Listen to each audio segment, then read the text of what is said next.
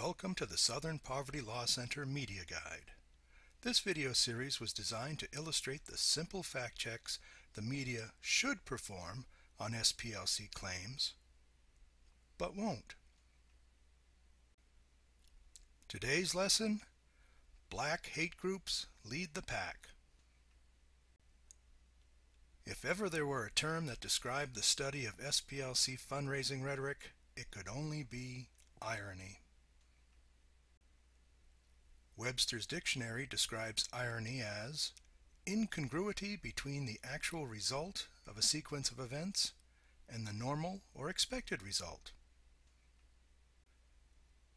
As we learned in the first of these media guide videos, there is no legal definition for hate group, which is why even the FBI does not, cannot designate hate groups. Fortunately, the SPLC's public relations chief, Mark Potok, is not burdened with such legalities and designated over 1,000 alleged groups last year, even though he can't seem to locate a quarter of them, and many others may be little more than anonymous P.O. boxes.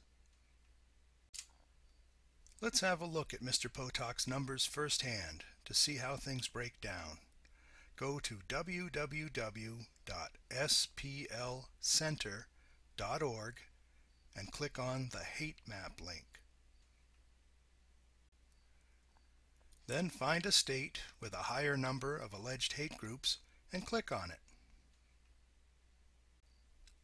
Click on any one of the group categories to get Mr. Potok's description of the category, and then the link that shows allegedly active groups.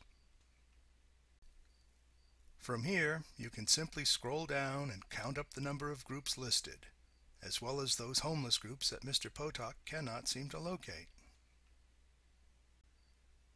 On March 7, 2011, MSNBC commentator Cenk Uygur used Mr. Potok's numbers to refute recent anti-Muslim remarks made by U.S. Representative Peter King.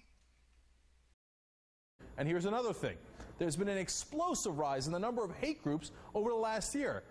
But those are on the extreme right, having nothing to do with Muslim groups. The stunning report from the Southern Poverty Law Center puts the number of active U.S. hate groups at more than 1,000 for the first time ever. Congratulations, America. Topping the list, the Ku Klux Klan with 221 related groups. They're followed by neo-Nazi groups, 170 of them nationwide. And that doesn't make any sense. So why is this Congressman King not focused on those groups and those threats? There are several important points that can be taken from Mr. Uygur's segment. The first is to compare Mr. Potok's figures after stripping out the 247 homeless hate groups. In doing so, we see that the Klan and neo-Nazis now come in at 112 groups each, and white nationalists come in at 117. Ironically, the largest single category of hate group in America, according to Mr. Potok's figures, turns out to be black separatists, who come in at 144 groups. Since SPLC figures always represent the previous full year, Mr. Uygur was looking at Mr. Potok's numbers for 2010. Jumping ahead to 2011, we see that this alarming trend continues. Ironically, there's that term again, while Mr. Uygur quoted the SPLC's numbers to prove that white Christians are more of a threat to the U.S. than Muslims, according to Mr. Potok's numbers, the largest percentage of groups in the single largest category of hate groups are Muslims, black Muslims. Obviously, it really doesn't matter which group tops Mr. Potok's lists, as there is no legal definition for hate group, as we've already determined. People in the media, like Mr. Uygur, and the SPLC's huge donor base, are willing to accept Mr. Potok's bogus numbers because they want them to be true. The numbers reinforce long-held prejudices and bigotries. And when the numbers don't add up, they simply ignore them. The last useful point to take from Mr. Uygur's segment is his use of the phrase explosive rise or explosive growth. Mr. Uger lifted this phrase directly from Mr. Potok's fundraising materials.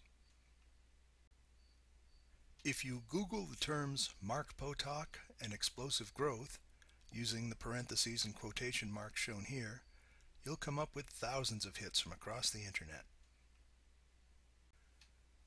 In November 2008, immediately after the election of Barack Obama to the White House, Mr. Potok began predicting explosive growth of hate groups due to a black president and the tanking economy.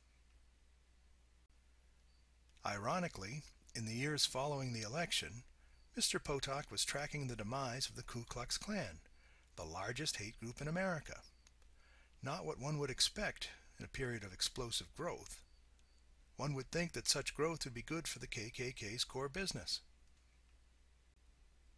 Note that half of the 221 Klan groups Mr. Potok listed for 2010 were homeless.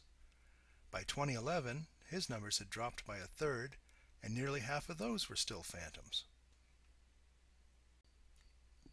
In September 2010, Potok declared the Klan fractured, impotent, and irrelevant.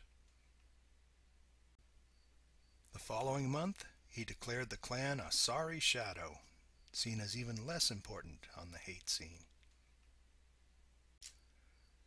By March of 2011, Mr. Potok declared that there is no Klan now, which was an astonishing comment considering the tens of millions of dollars the SPLC had made off the Klan bogeyman over the decades. Mr. Potok didn't hesitate to include 150 chapters of this impotent, sorry shadow on his hate map, however. Again, folks, we're not talking rocket science here. All anyone has to do is visit the SPLC's own website and do some basic math. Don't take our word for it. See it for yourselves. The media definitely is not going to do it for you. If you'd like more information on the SPLC's fundraising propaganda, look for the other SPLC Media Guides on YouTube or visit us at the Watching the Watchdogs blog. Thank you.